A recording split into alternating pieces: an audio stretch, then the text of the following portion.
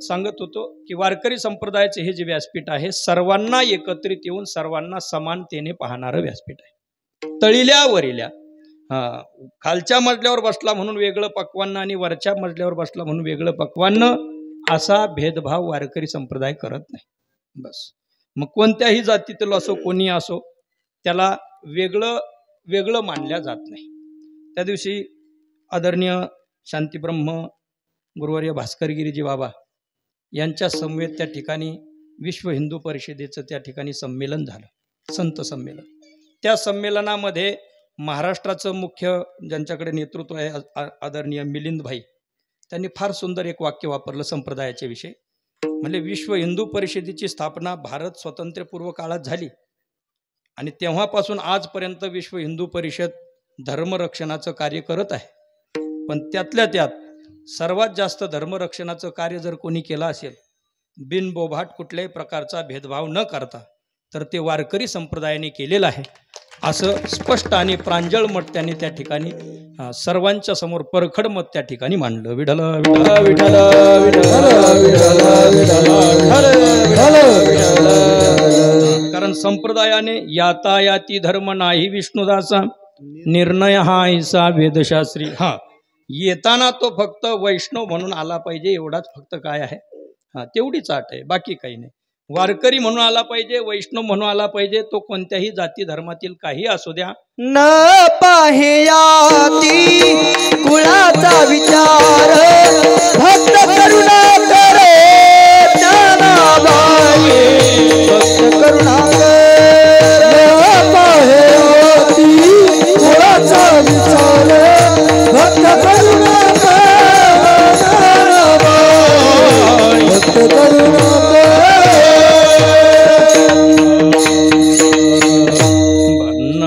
जातीतील आहे किती वयाचा आहे कशाचाही भेदभाव पाहिला जात नाही।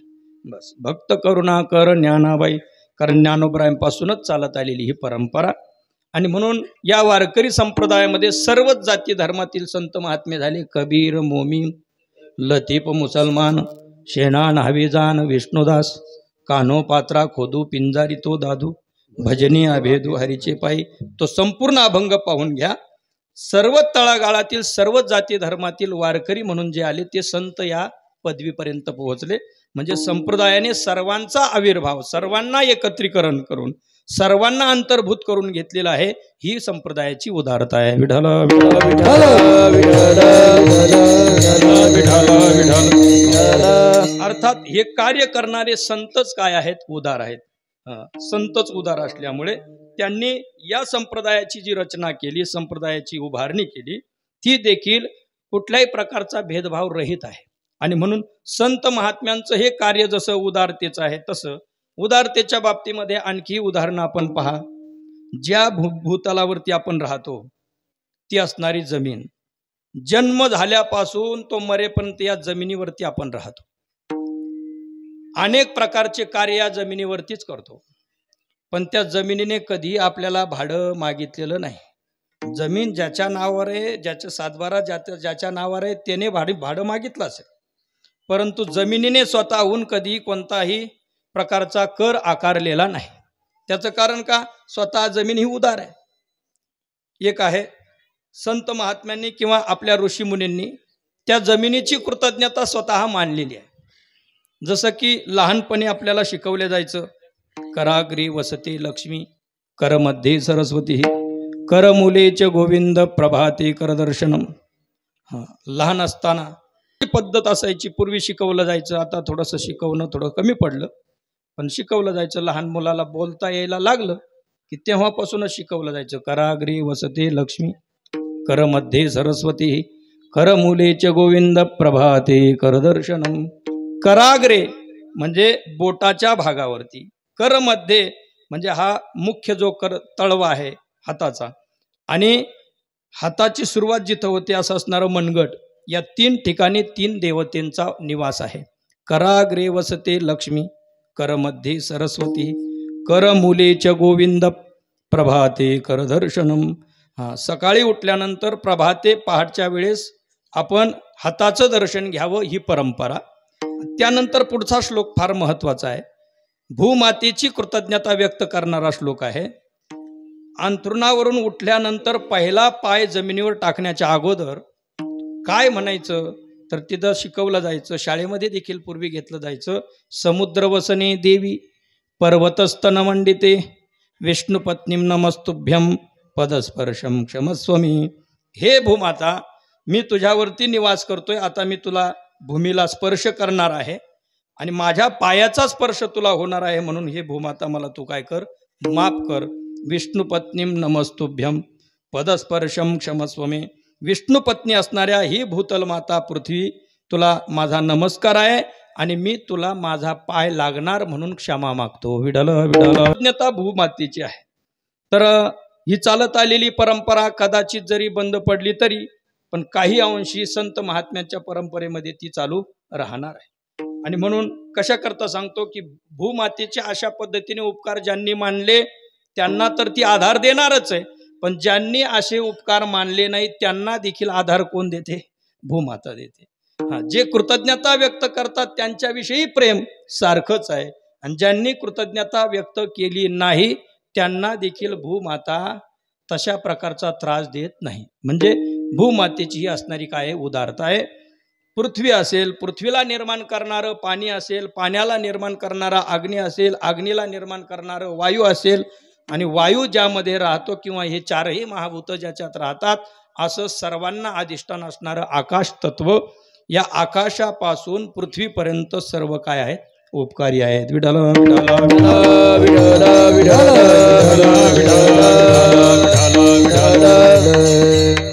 भूमातेचे उपकार आहेत स्थावरतेच्या बाबतीमध्ये सर्वांना अधिष्ठान दिलं म्हणून.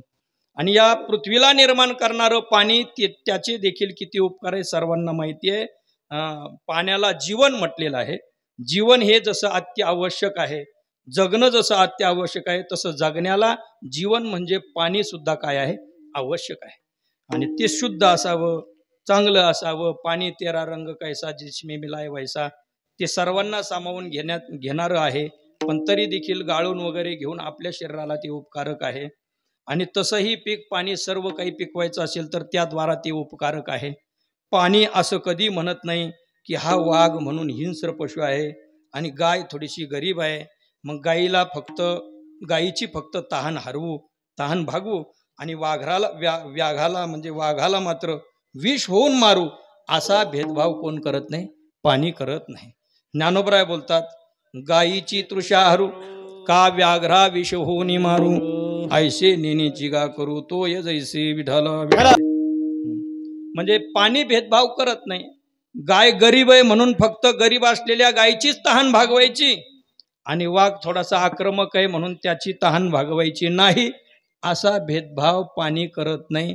म्हणजे सर्वांना उपकारक पाणी आहे. आणि पाणी किती गरीब आहे? पाणी एवढं गरीब आहे, तुम्ही चौकोनी वाफा केला की ते चौकोनी होणार, तुम्ही नागमोडी वाफा केला की ते नागमोडी होणार. तुम्ही जसे वाफे केले, जशी चारी केली, जसा कॅनल बनवला, त्या पद्धतीच्या आकाराचं पाणी होतंय. त्याचा कुठलाही कोणत्याही प्रकारचा प्रतिबंध नसतो. तुम्ही चौकोनी वाफा कसा काय केला, मी गोलच आहे, मी गोलच राहणार, गोल वाफा कसा केला, मी चौकोनीच होणार, असा कोणताही त्याचा प्रतिबंध नसतो, त्याचं म्हणणं नसतं.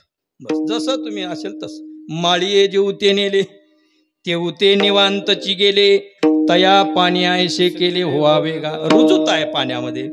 रुजुतेच्या द्वारा, तहान भागवण्याच्या द्वारा, सर्वांना जीवन देण्याच्या द्वारा पाणी उपकारक आहे.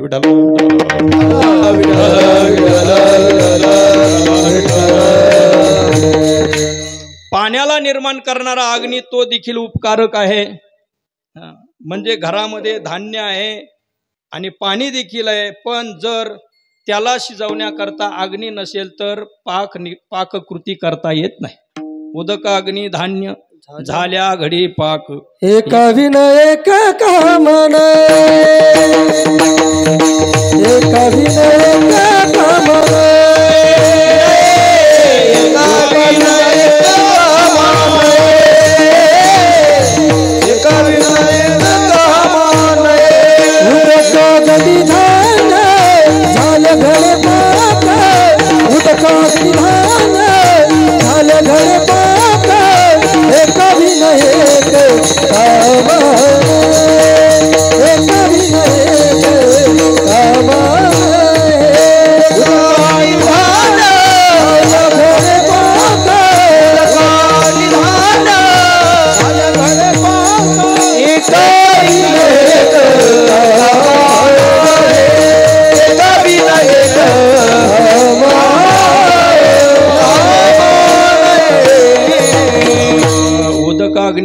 धान्य झाल्या घडी पाक, एका विनयिक कामाने. हे तीनही लागतात तेव्हा स्वयंपाक बनवता येतो. कशा करता सांगतो. अग्नी हा उपकारक आहे. अग्नीमध्ये दाहकता शक्ती आहे. दाह करणं हा अग्नीचा स्वभाव आहे. बर, मग त्याने अग्नीचा दाहकता स्वभाव अग्नी भेदभाव रहित प्रगट करत असतं. एखाद्याने जाणून अग्नीवरती पाऊल ठेवला आणि एखाद्याने नेणून ठेवला तरी देखील त्याला चटका देण्याचं काम कोण करतं. अग्नी करतो. चटका देण्याच्या वृत्तीमध्ये अग्नी भेदभाव करत नाही. अग्नीमध्ये भेदभाव नाही. बर, त्याचा योग्य उपयोग केला म्हणजे ते आपल्याला उपकारक आहे. विठ्ठल विठ्ठल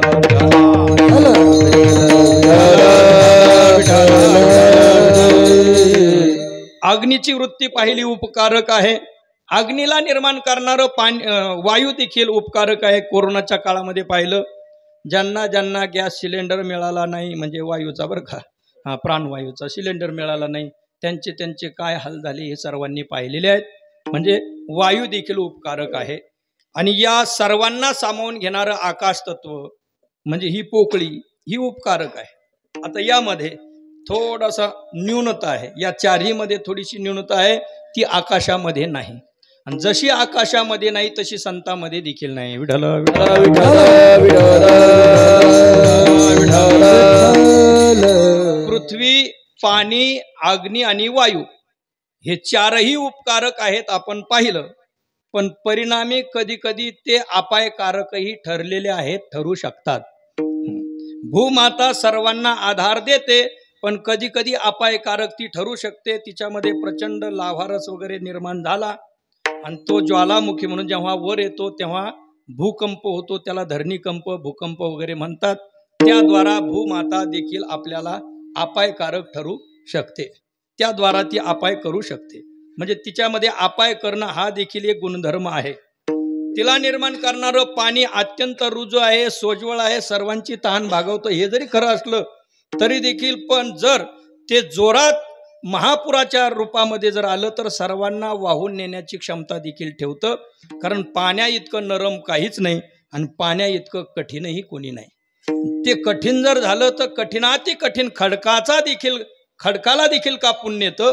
आणि ते नरम इतकं आहे की डोळे साफ ठेवण्याकरता, शरीरातील अत्यंत नाजूक भाग डोळे साफ करण्याकरता तोंडामध्ये गुळणा घेऊन रोज जर आपण डोळ्यामध्ये पाणी शिंपडलं तर डोळे काय राहतात, साफ राहतात. म्हणजे डोळ्याला कुठल्याही प्रकारची इजा पाणी होऊ देत नाही, इतकं ते नरम आहे. पण ते जर कठीण झालं तर कठीणपणे फोडी, खडकाचे कोराळे, कठीण जर झालं तर खडकाला सुद्धा कापण्याची त्याच्यामध्ये ताकद आहे. आणि महापूर आला तर गावाची गावं वाहून नेऊन त्याद्वारा ते अपायकारक ठरत आहे. विठ्ठल विठ्ठल विठ्ठल. आणि या पाण्याला निर्माण करणारा अग्नी देखील अपायकारक आहे. प्रलय अग्नी ज्यावेळेस निर्माण होतो त्यावेळेस सर्वांना जाळून टाकतो. प्रलय काळामध्ये हजारो सूर्यांचा उदय होतो आणि त्याद्वारा जगाला भस्म करून टाकण्याचं कार्य तोच अग्नी सूर्याच्या माध्यमातून करतो. म्हणून तो देखील अपायकारक ठरतो. आता त्याला निर्माण करणारा वायू आपण प्राणवायूच्या रूपाने घेतो तेव्हा उपकारक आहे. नायट्रोजन इत्यादी द्वारा जर आला तर तो पिकाला उपकारक आहे. पण तोच जर प्रचंड वेगाने आला, तुफान बनून आला, चक्रीवादळाच्या रूपात आला तर तो देखील काय ठरतो, अपायकारक ठरतो. चार महाभूत हे उपायकारकही आहेत पण त्यांच्यामध्ये अपाय करण्याचं सुद्धा सामर्थ्य आहे.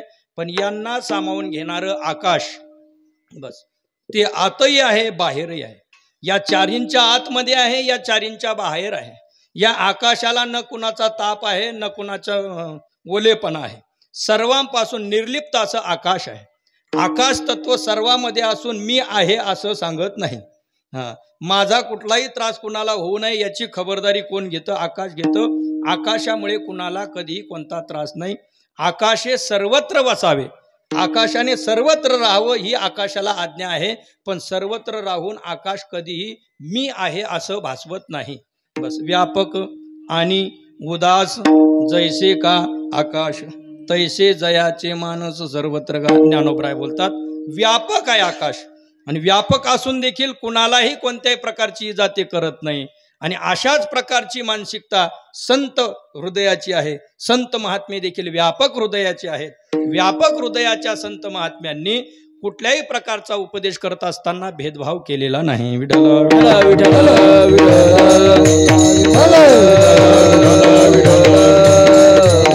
संत उदार उदार भरले अनंत भांडार. आणि या वारकरी संप्रदायामध्ये अनेक संत झाले, अनेक संत उदार होते. त्यांनी कुठल्याही प्रकारची जगाला कोणत्याही प्रकारची इजा होऊ दिलेली नाही. त्यांच्यावरती उपकार करणाऱ्यालाही उपकारच केला आणि त्यांच्यावरती अपकार करणाऱ्यांनाही देखील त्यांनी काय केला? उपकारच केला. जसं पाण्या ठिकाणी तहान भागवत असताना कुठल्या प्रकारचा भेदभाव केला नाही, त्या पद्धतीने संत महात्म्यांनी भेदभाव केला नाही. जगद्गुरु तुकोबराय सारखे संत महात्मे जगाकडे पाहत असताना जगाचं दुःख ओळखलं आणि त्यांनी आपल्या जीवनामध्ये अनुभवलेलं भगवत तत्व सर्वांच्या अनुभवाला यावं याकरता अट्टहास घेतला आणि त्याद्वारा जगाला उपदेश करत असताना भेदभाव केला नाही. जगालाही उपदेश केला, प्रसंगी त्यांच्या मनाला उपदेश केला. त्यांच्या मनाला उपदेश करण्याच्या द्वारा त्यांनी जगाला देखील उपदेश केला की तुम्ही तुमच्या मनाला अशा पद्धतीने समजून सांगावं. आणि म्हणून जगद्गुरु तुकोबरायांनी पाहिलं, आपल्या मनाची अवस्था ओळखून घेतली, थोडंसं चिंतन केलं आणि हे मन बंधाला आणि मुक्तीला कारण आहे. आणि या मनाने ठरवलं तर मुक्तही होता येतं, या मनाने ठरवलं तर बंध कायम राहतो. मग या मनावरती सर्व खेळ आहे. या मनाला आपण समजून सांगावं, त्या माध्यमातून ऐकणारे सर्व देखील आपल्या मनाला समजून सांगतील, असं तुकोबरायांची त्या ठिकाणी भावना. आणि त्या भावनेपोटी अत्यंत उदारांतकरणाने जगद्गुरु तुकोबराय आपल्या मनाची समजूत काढतात की हे मना, या माया जाळामध्ये गुंतू नको, आणि जर तू गुंतलास तर तुझं त्या ठिकाणी कल्याण होणार नाही. अभंगाचं प्रथम नको नको मना गुंतू माया जाळी, नको नको मना गुंतू माया जाळी, नको नको मना गुंतू माया जाळी, नको नको मना गुंतू माया जाळी, नको नको मना गुंतू माया जाळी, नको नको मना गुंतू माया जाळी, नको नको मना गुंतू माया जाळी, नको नको मना गुंतू माया जाळी. काळ आला जवणी ग्रासावया, काळ आला जवणी ग्रासावया, काळाची बाबुडी पडेल देवा, काळाची बाबुडी पडेल देवा,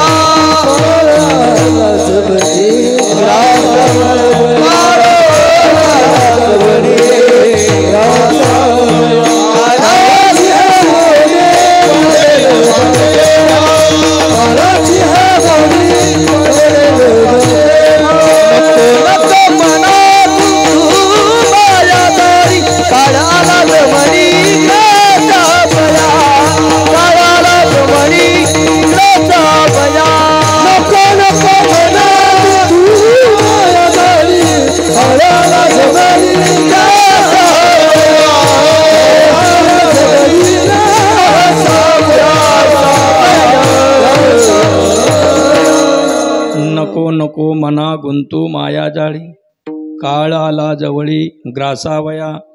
तुकोबराय मनाला उपदेश करतात, हे मना, तू या माया जाळामध्ये गुंतू नको. नको नको मना दोनदा सांगितलेलं आहे. दोनदा सांगणं याला द्विरुक्ती दोष शास्त्रामध्ये म्हणतात. म्हणजे एकच गोष्ट दोनदा सांगितली की द्विरुक्ती दोष लागतो. मग हा दोष तुकोबरायांनी या ठिकाणी केलेला आहे का दोनदा सांगून? तर द्विरुक्ती हा दोष आहे, पण तो कधी कधी आहे, कधी कधी नाही आहे.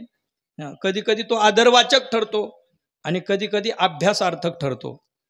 एखाद्या मुलाला म्हटलं श्लोक बसव, मग त्याला सांगितलं ऊर्ध्व मूल मधशाख, मन तीनदा, मन चारदा, मन दहादा, ऊर्ध्व मूल मधशाख. आमचे नामदेवरायला संहिता देत होते काळे गुरुजी. आलेत का नामदेवराय? नाही, पारायण चालू आहे. आलेत का? मग ते ऊर्ध्वम मूलम मधशाखम सगळ्याला अनुस्वार द्यायचे. गुरुजींनी सांगितलं काही नाही, फक्त रोजचा काकडा करत जा, गीता शिकली नाही तरी चालेल भाऊ. पण त्यांनी त्यांची आज्ञा पाळली बरं का. आतापर्यंत रोज अगदी पहाटेची येऊन काकड्याची सेवा त्यांची असते. विढल विढल. द्विरुक्ती दोष. एकच श्लोक दोनदा म्हटलं मग तो दोष ठरला का? दोष ठरत नाही. त्याचं कारण काय? अभ्यासासाठी द्विरुक्ती नाही, हजारोक्ती केली तरी चालते. म्हणजे बसत नाही तोपर्यंत म्हटला पाहिजे. त्या अभ्यासामुळे त्याच्यामध्ये काय येतं, दृढ संकल्पता येते, दृढता येते. एकदा तो श्लोक असा खंबीर व्यवस्थित वाणीमध्ये बसला की तुम्ही कितीही बेसावध असले तरी तो श्लोक पुन्हा चुकत नाही. त्याकरता त्याला द्विरुक्तीच काय, द्विसहस्रोक्ती केली तरी चालते. द्विसहस्रोक्ती म्हणजे 2000 वेळेस म्हटला तरी तो द्विरुक्ती दोष नाही. याला काय म्हणायचं, पक्क होण्याकरता म्हणजेच दृढ होण्याकरता, ऐकलेलं ज्ञान पुन्हा स्मरणात राहावं याकरता पुन्हा पुन्हा पुन्हा पुन्हा घोकंपट्टी जी केली जाते ती द्विरुक्ती दोषामध्ये बसत नाही. कारण अभ्यास तुका कारण अभ्यास कारण अभ्यास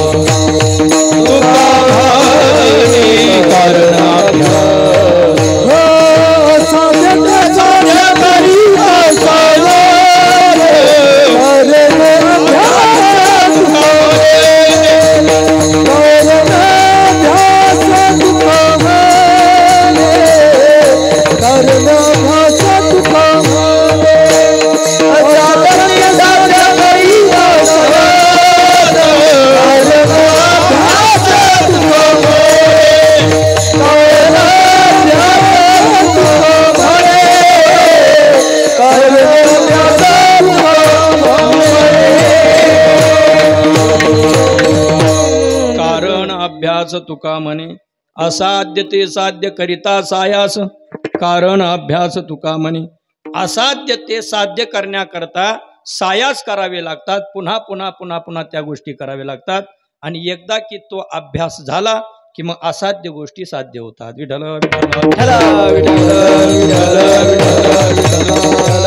म्हणजे अभ्यासाकरता द्विरुक्ती ही स्वीकारलेली आहे, तो दोष नाही. तसं इथंही देखील द्विरुक्ती म्हणजे मनाला अभ्यास सांगायचा आहे की नको नको मना गुंतू माया जाळी. आणि कधी कधी द्विरुक्ती हे आदरवाचक असते. एखादी मोठी व्यक्ती आली, अचानक आली, मग आपण म्हणतो या या या बसा बसा बसा, म्हणजे काय, आदर केला त्या व्यक्तीचा.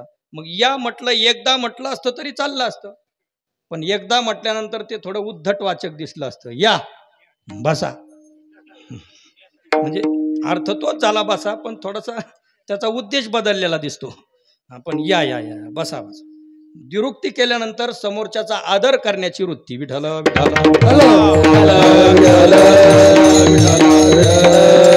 तसं इथं आदरवाचक नाहीये. नको नको नको नको नको मना, मनाचा आदर केलेला नाही, पण इथं मनाला अभ्यास शिकवायचा आहे की हे मना तू माया जाळामध्ये गुंतू नकोस.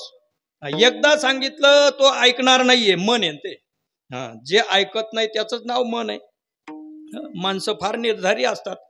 एकाने चहा सोडला भाऊसाहेब, आणि चहा सोडण्याचा निर्णय कोणाला दिला, काळे गुरुजींना, गुरुवर्या.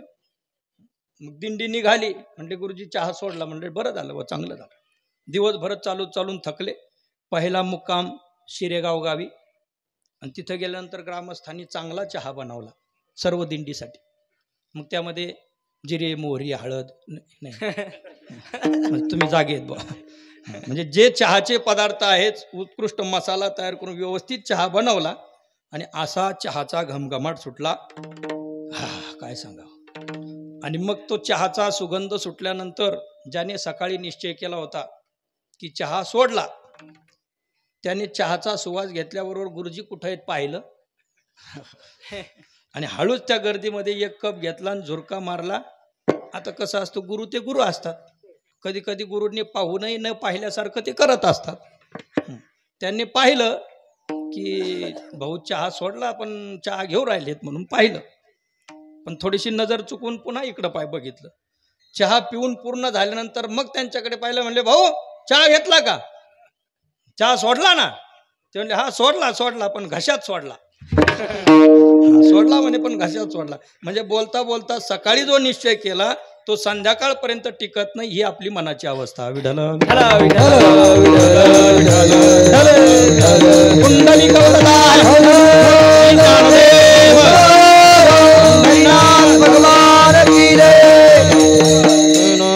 तसं बरीचशी माणसं काही सोडण्याचा प्रयत्न करतात. सकाळी निश्चय करतात आणि संध्याकाळी पुन्हा डुलतच येतात. ब्रह्मानंदे डुल्ल तू. तो ब्रह्मानंद नाही. जो मोले मदिरा पी तो तियेची छंदी नाची गाय, ज्ञानोबराय देखील बोलतात. तर मला सांगण्याचं तात्पर्य काय, आपल्या मनाचा निश्चय कधी टिकत नाही. निश्चय झाल्याशिवाय मन प्रसन्नता देत नाही. बस, ज्या मनाला निश्चयाच्या साखळीमध्ये बांधलं ते मन आवरलेलं असतं, ते मन त्याच्या ताब्यात आहे असं समजा. त्या ठिकाणी फार गोड वर्णन केलेलं आहे श्रुतीमध्ये. रथाची कल्पना केली आपण. भगवद्गीतेचा फोटो पाहिला, त्यावरती सुरुवातीलाच भगवंताच्या 4 घोड्यांनी जुंपलेला रथ आहे. भगवान श्रीकृष्ण परमात्मा रथ हाकतायत, पाठीमागे अर्जुन आहे आणि तो सुंदर असा रथ आहे.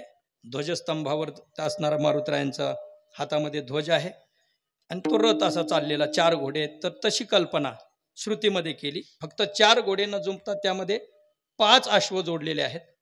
हे 5 अश्व म्हणजे 5 ज्ञानेंद्रिय आहेत आणि यांचा हा संपूर्ण असणारा रथ आहे. या रथीला जो लगाम असतो त्याचं नाव मन आहे. त्या मन रूपी लगाम ज्याच्या हातात आहे तो सारथी म्हणजे बुद्धी आहे. आणि ती बुद्धिरूपी सारथी ज्याला घेऊन चालली तो आत्मा नावाचा महारथी आहे. विठ्ठल त्यामध्ये म्हटलंय, आत्मानं रथिनं विद्धी बुद्धिम सारथिम विद्धी मन प्रग्रहणमेवच. मनाला प्रग्रहणम म्हणजे लगाम म्हटलेलं आहे. मन रूपी लगाम बुद्धिरूपी सारथीच्या हातामध्ये असेल तर त्या महारथीचं दुष्कृत्य त्याच्याकडून होत नाही, तो अनाठाई जात नाही. पण ज्याच्या रथाचे 5 अश्व आणि त्या रथाला अश्वाला लावलेले लगाम आणि तो लगाम धरणारी बुद्धी जर विवेकी नसेल तर मन ताब्यात नाही. मन ताब्यात नाही म्हणून 5 प्रकारचे इंद्रिय रूपी घोडे देखील काय राहतात, ताब्यात राहत नाहीत. परिणामी त्या रथाची दुर्दशा झाल्याशिवाय राहत नाही. विठ्ठल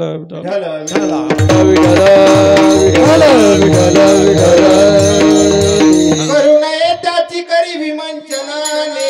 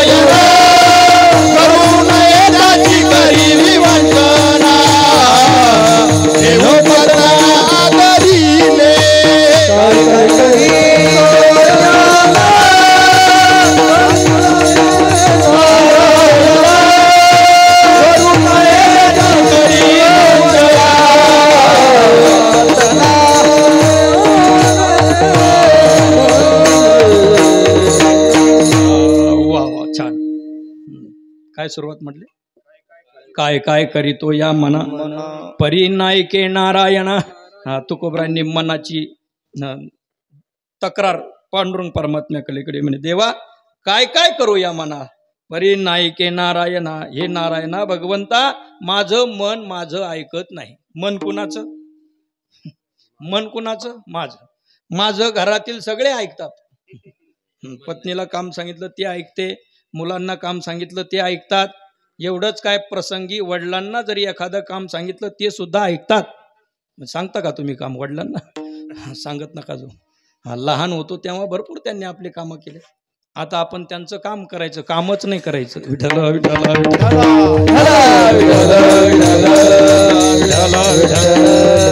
काय काय करीतो या मना परिनायके नारायणा. या मनाला काय काय करावं काही कळत नाही. हे ऐकत नाही. घरातील बाकी सर्व माझं ऐकतात पण मन मात्र माझं ऐकत नाही. मन हे अनावर आहे. अनावर मनाला आवरण्याचा प्रयत्न मनुष्य बुद्धीने किती केला तरी तो कमी पडतो. आणि हा केवळ संतांचाच नाही, तुमचा आमचा सुद्धा अनुभव आहे. एक गोष्ट आपण ठरवली आणि दुसऱ्या क्षणाला आपलंच मन आपल्या गोष्टीचं काय करत असतं, खंडन करत असतं. कीर्तनाला निघालो त्यावेळेस असं म्हटलं होतं की कीर्तनात बसल्यानंतर आता तंबाखू खाणार नाही, पण तरी देखील थोडे दात वळवळू लागले आणि मग खाल्लीच म्हटली. म्हणजे निश्चयाला टिकत नाही आपण का. निर्णय घेतला, एकदा निर्णय केला की दुसऱ्या क्षणाला पुन्हा तो टिकेल हे सांगता येत नाही. हे मनाची गती आहे. आणि म्हणून नेनो पतना आदरेले, मलाच कळत नाही ते पतनाकडे कधी घेऊन जातं. अत्यंत समर्पक प्रमाण सोपान महाराजांनी दिलं. धन्यवाद. विठ्ठल विठ्ठल विठ्ठल.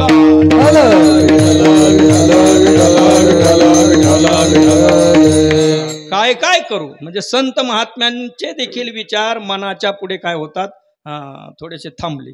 तसं त्यांनी त्यांच्या मनाला आवर घातली. कशाच्या द्वारा? अभ्यासेन तु कौंतेय वैराग्येन च गृह्यते असंशयम महाबाहो मनो दुर्निग्रहम चलम. परंतु अभ्यासेन तु कौंतेय वैराग्येन च गृह्यते. अभ्यासाच्या द्वारा आणि योग्य वैराग्याच्या द्वारा या धावणाऱ्या मनाला आवर घालणं शक्य आहे. मग अभ्यासाच्या द्वारा वैराग्याच्या द्वारा मनाला काय सांगायचं शिकून? नको नको मना गुंतू माया जाळे, का काळ आला जवळी ग्रासावया. या मनाची अशी अवस्था आहे. तसं पाहिलं तर मन म्हणजे काय? मन म्हणजे काय? ज्ञानोबराय म्हणतात मन नावाचं काहीच नाही. मन नावाचं उगच नाव दिलंय म्हटले, वाया मन हे नाव. तसं मन नावाची काही वस्तू दाखवावी, हा माईक आहे, हा पंखा आहे, हा साऊंड आहे, हा मोबाईल आहे, अशी वस्तू दाखवावी, असं मन नावाची वस्तुत्मक वास्तविक दिसत नाही. वाया मन हे नाव म्हटले. मग नेमकं काय आहे? म्हणले सावेव कल्पना, तिचं नाव मन आहे. बस सावेव कल्पना, ज्या कल्पनेने अवयव धारण केले ती कल्पना म्हणजे मन आहे. बस एरवी कल्पनाचे सावेव. पण असं असलेलं मन सुद्धा न दिसताना सुद्धा न दिसणाऱ्या परमात्म्याला त्याने जीव दशेला आणलं. ही त्या मनाची करणी आहे, ही मनाची पावर आहे बरं का. म्हणजे न दिसणारा जो भगवंत आत्मा कुटस्थ चैतन्य, त्या चैतन्याला जीव दशा या मनामुळे प्राप्त होते. जेने संगे दशा जीववस्तूशी, त्या मनाची संगती घडल्यामुळेच जे आत्मतत्व होतं, स्वतंत्र होतं, कुणाशी निर्लिप्त होतं असं असणारं तत्व, पण त्या तत्वाला जीवदशेला आणलं जर कोणी असेल तर त्या मनाने. विठ्ठल कारण हे मन जेव्हा जेव्हा विषयासक्त होतं तेव्हा तेव्हा जीवदशा असते, आणि हे मन निर्विषय होते तेव्हा तेव्हा आत्मदशा असते. आणि म्हणून असं म्हटलंय पहा, पंचदशीकाराने फार गोड वर्णन केलं. मन एव मनुष्यानाम कारणम बंध मोक्षयो. मनच माणसाला बंधनाला कारण आहे आणि मनच माणसाला मुक्तीला देखील कारण आहे. पण मुक्तीला कारण असणारं मन म्हणजे निर्विषयम मनः मुक्ती स्मृतम. निर्विषय झालेलं मन ते मन मुक्त करून टाकतं, आणि विषयासक्त झालेलं मन मात्र जीवदशा सोडत नाही. गती अधोगती मनाची हे युक्ती, मन लावा एकांती साधू संगे विठाला विठाला. गोष्टी ह्या मनावर अवलंबून आहे. म्हणून सर्व सिद्धीचे कारण मन करा, मन करा रे प्रसन्न. सुरुवात आहे मन करा रे प्रसन्न, सर्व सिद्धीचे कारण. सर्व सिद्धी करून देणारं मन प्रसन्न ठेवा. भगवंताची पूजा करत असताना बाकीच्या उपचारापेक्षा बाकी खूप सोन्याचं ताट ठेवलं, सोन्याचाच तांब्या घेतला, फुलं ही अत्यंत सुगंधीच आणली, अत्तरही भारीतलंच आणलं, सर्व गोष्टी व्यवस्थित बाह्य रंगाने जरी नटल्या पण त्या पूजेत मन नसेल तर ती पूजा ठरत नाही. अवघ्या उपचारा एक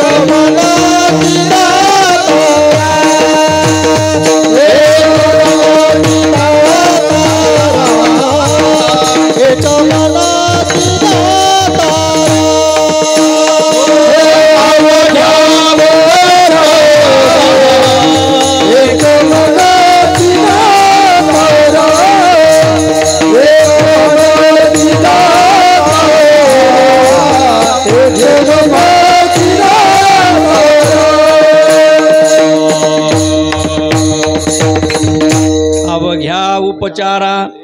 खूप उपचार आहेत पण त्याच्यामध्ये मन नसेल तर ते ग्राह्य धरलं जात नाही. पण फार काही उपचार नसतील तरी पण केवळ मन जरी असलं तरी काम झालं पास. करावी ते पूजा मनेची उत्तम. हा, मनाने केलेली पूजा काय आहे? उत्तम आहे. मनाने केलेली पूजा कशा करता सांगतो. मनावरती सर्व खेळ आहे. न दिसणारं मन आपल्याला इथं घेऊन येतं कीर्तनात. न दिसणारच मन नको जावं तिकडं सुद्धा घेऊन जातं. मनाच्याच हातात आहे. मनाने ठरवलं तर ते कीर्तनालाही जातं, वारीला गेल्यानंतर कीर्तनालाही जातं. आणि मनाने जर ठरवलं तर ते फडावर सुद्धा जाण्याची शक्यता आहे. कारण मन जसं ठरवेल त्या मनाप्रमाणे जर आपण वागलो तर समजायचं बुद्धी मनाच्या ताब्यात गेली. आणि जोपर्यंत बुद्धी मनाच्या ताब्यात आहे तोपर्यंत आपली दुर्दशा होणार आहे. कारण मन, बहिणाबाईंनी सुद्धा म्हटलंय मन ओढाय ओढाय. आणि त्याला उपमा फार गोड दिली. उभ्या पिकातलं ढोर असं ते मन आहे. म्हणून त्या मनाच्या जास्त आहारी जायचं नाही. मनाला बुद्धीच्या आहारी ठेवायचं. आणि त्याच करता तुकोबरा बोलतात नको नको मना गुंतू माया जाळी. का? काळ आला जवळी ग्रासावया. ह्या मनाला समजून सांगत असताना प्राप्त झालेलं हे शरीर जे आहे या शरीरामध्ये राहत असताना शरीराची मौलिकता समजून दिली की आता या शरीराला ग्रासण्याकरता काळ आलेला आहे. काळ घडी घडी वाट याची पाहतोय आणि आल्यानंतर तो कधी घेऊन जाईल सांगता येत नाही. म्हणून या काळाच्या तडाख्यामध्ये असलेलं शरीर आहे याच्यातून ग्रासण्याकरता त्या काळ नेहमी टपलेला आहे. म्हणून त्याच्या भरोश्यावर राहू नको. मना सावध हो, निर्लिप्त हो, माया रहित हो. आणि जर तू म्हणशील की या मायायुक्त असणारे आईवडील मला सोडवतील किंवा आणखी कोणाच्या द्वारा माझा उद्धार होईल तर तो तुझा भ्रम आहे. आणि तेच समजून सांगण्याकरता अभंग काळाची हे बुरी बघायला बजेवा. काळाची हे बुरी बघायला बजेवा. काळाची हे बुरी बघायला बजेवा. काळाची हे बुरी बघायला बजेवा.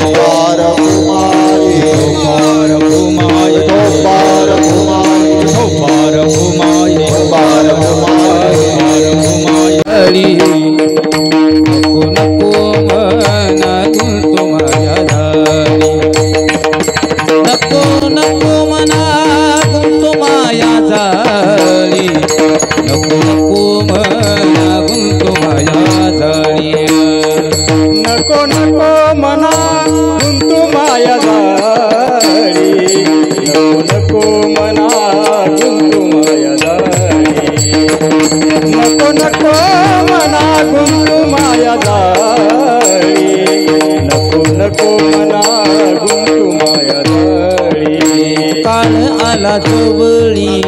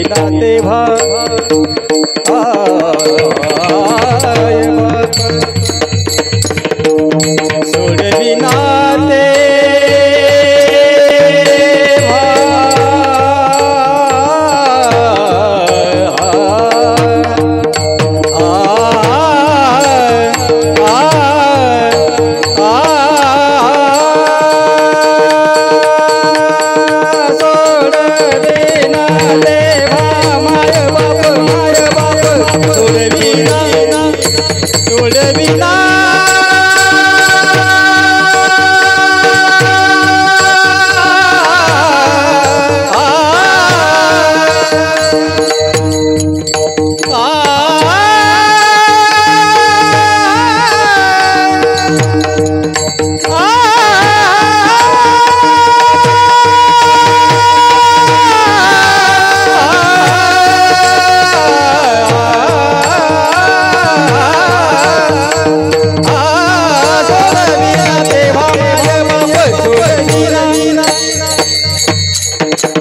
सोडविना तेव्हा माय बाप सोडविना तेव्हा माय बाप सोडविना तेव्हा माय बाप सोडविना तेव्हा माय बाप काळाची हे उडी देवा देवा काळाची हे उडी देवा देवा काळाची हे उडी देवा देवा काळाची हे उडी देवा देवा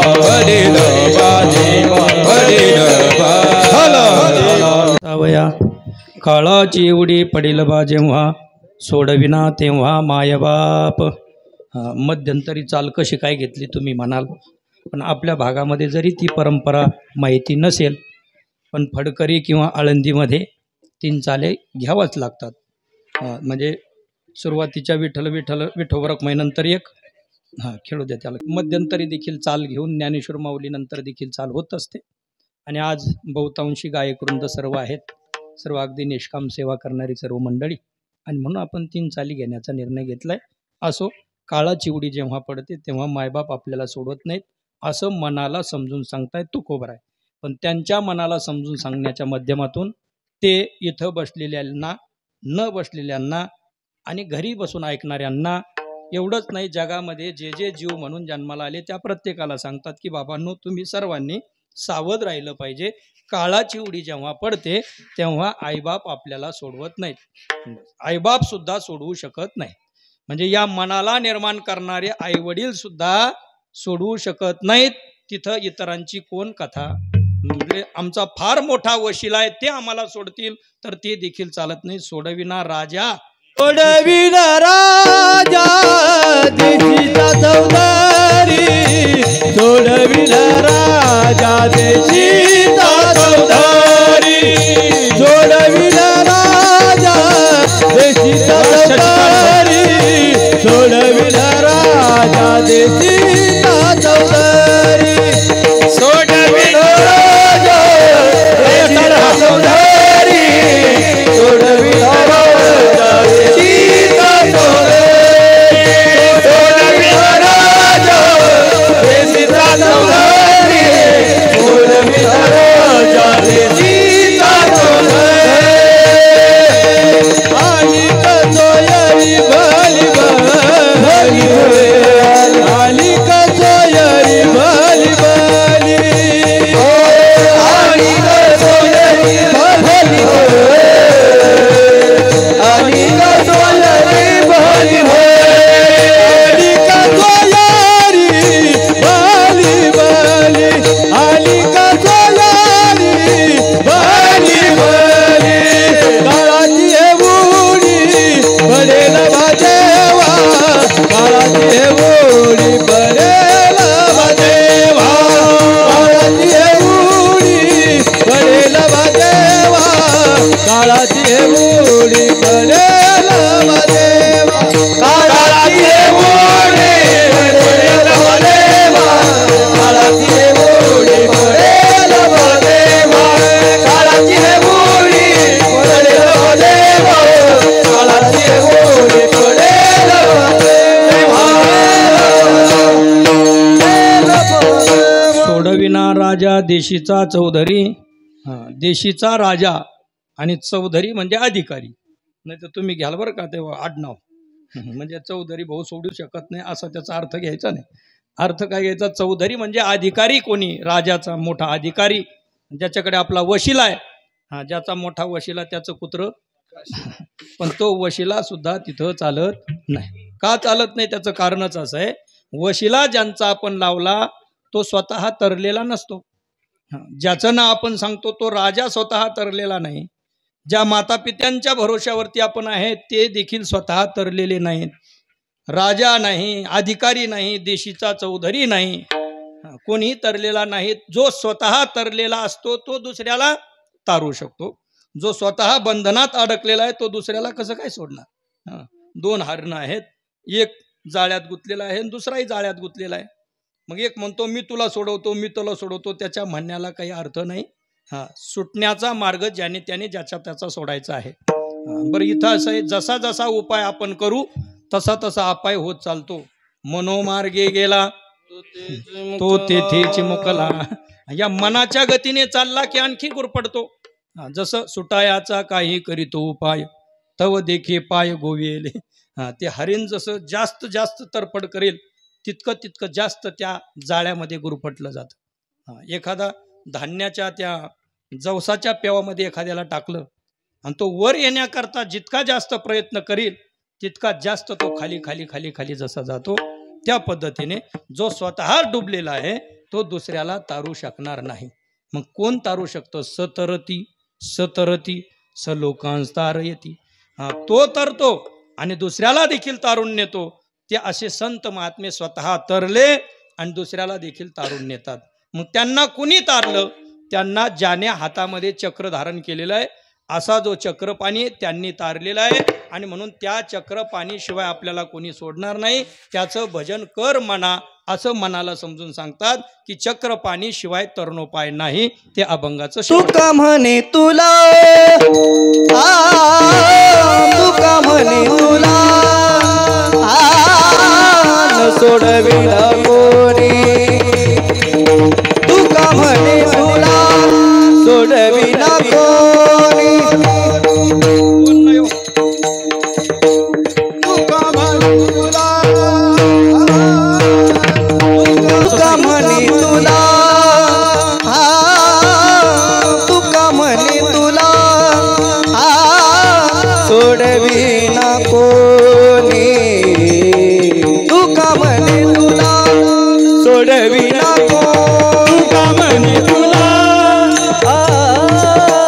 तुका म्हणे तुला सोडविना कोणी. तुका म्हणे तुला एका चक्रपाणी वाचनिया. एका चक्रपाणी वाचनिया. काळाची हे मुडी काळाची हे मुडी पडेल बादेवा. काळाची हे मुडी पडेल बादेवा. चक्रपाणी वाचनिया.